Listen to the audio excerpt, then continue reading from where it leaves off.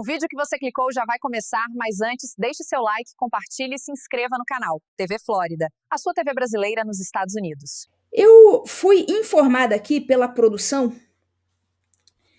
agora, enquanto eu estava fazendo aqui o TV Injustiça, que o ministro Barroso, ele divulgou uma carta aberta. E eu vou ler aqui junto com vocês, estou sabendo agora. A produção mandou. Essa carta aberta do Barroso.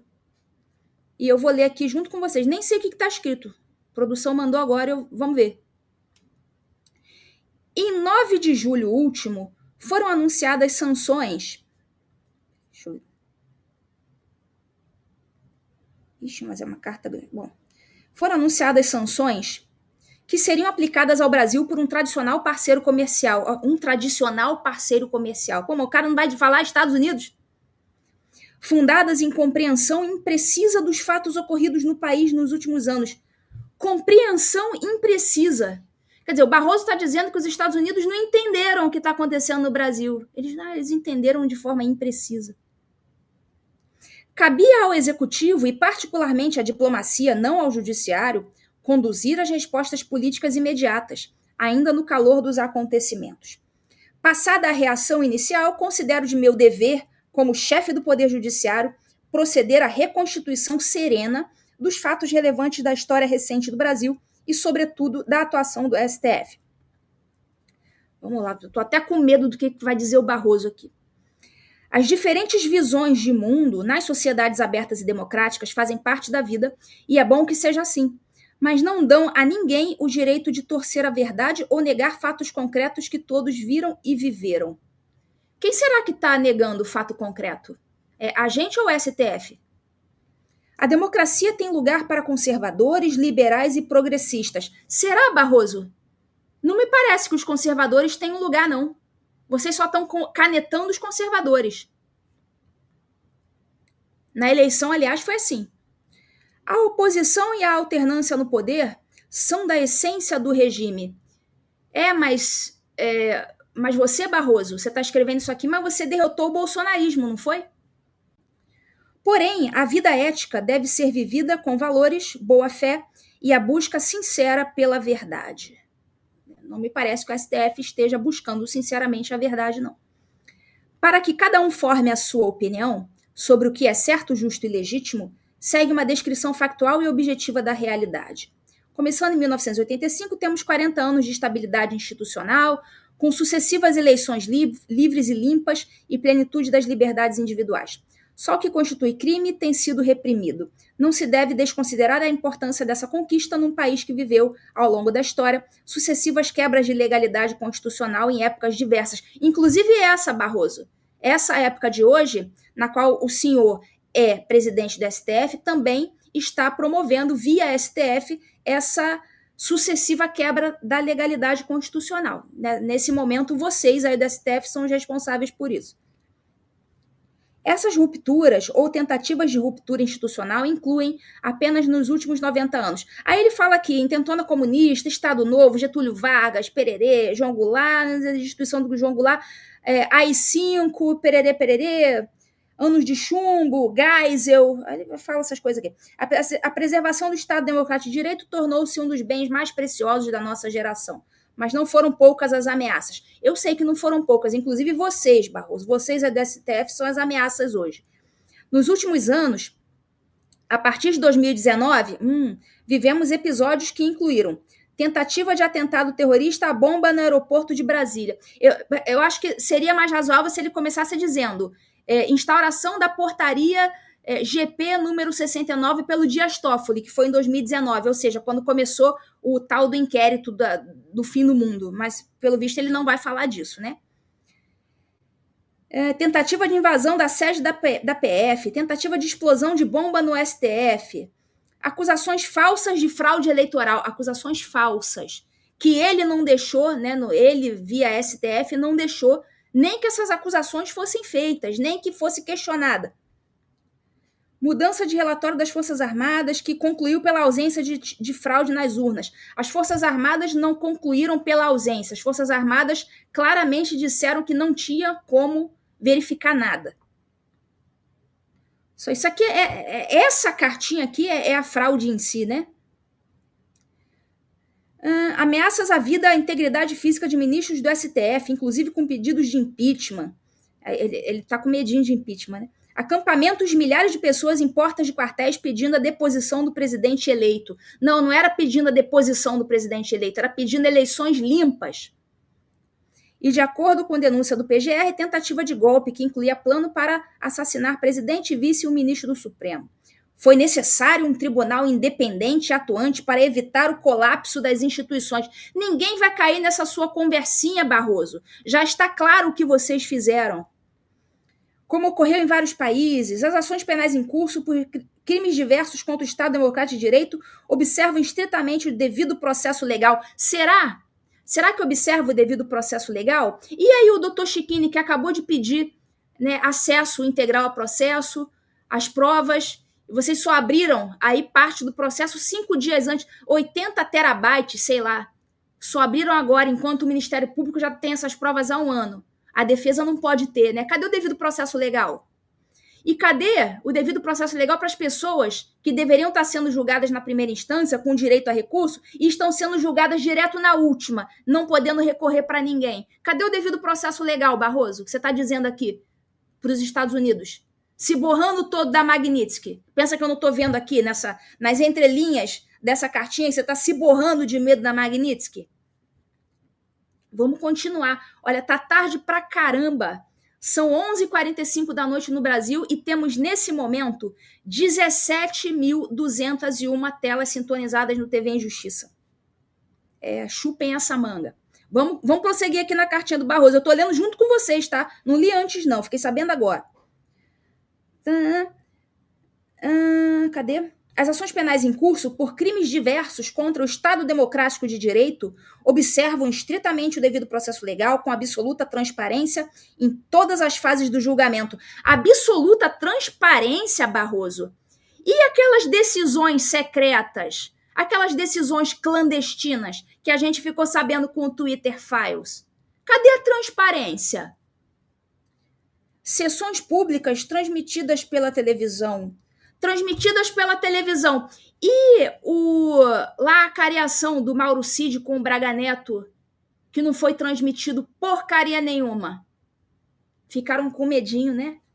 Do Mauro Cid, né? Titubear ali, aparecer para todo mundo. Acompanhados por advogados, pela imprensa e pela sociedade. O julgamento ainda está em curso. Se está em curso, Barroso, você não deveria estar falando dele, porque você é um possível juiz da causa, caso essas causas cheguem ao plenário. Então, se você é um potencial julgador, você não poderia falar do caso que está em curso.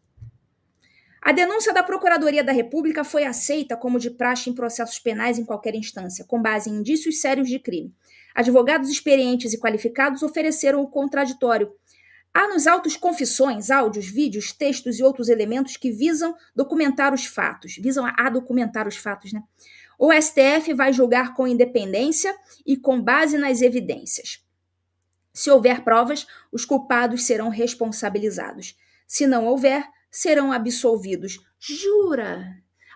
O STF, será que tem algum ministro do STF considerando absolver caso seja convencido de que não houve crime?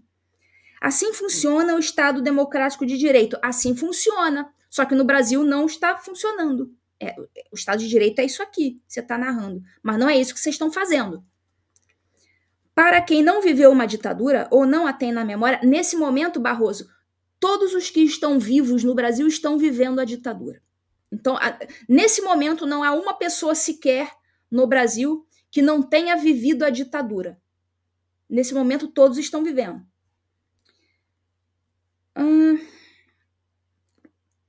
Para quem não viveu uma ditadura ou não a tem na memória, vale relembrar. Ali sim havia falta de liberdade, tortura, desaparecimentos forçados, fechamento do Congresso e perseguição a juízes. Pois bem, não estou dizendo que não houve desaparecimento de pessoas e abusos durante o período militar. Houve sim. Teve pessoas que desapareceram, eles faziam censura, mas não essa censura que vocês estão fazendo hoje. Era uma censura muito menor. Eles não excluíam a pessoa da vida pública. Eu não estou dizendo que o que eles faziam era certo, não.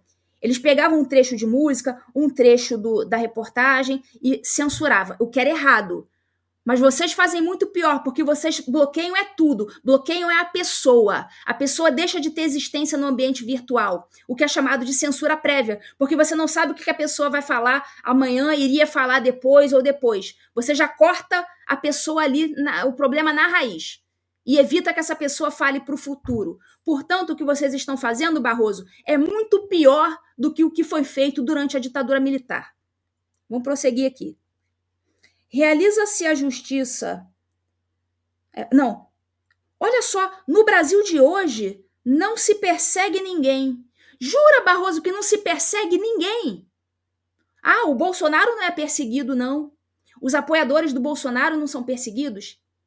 Quem foi que ficou recebendo multa e tendo perfis derrubados durante as eleições de 2022? Não foram os apoiadores do Bolsonaro, não?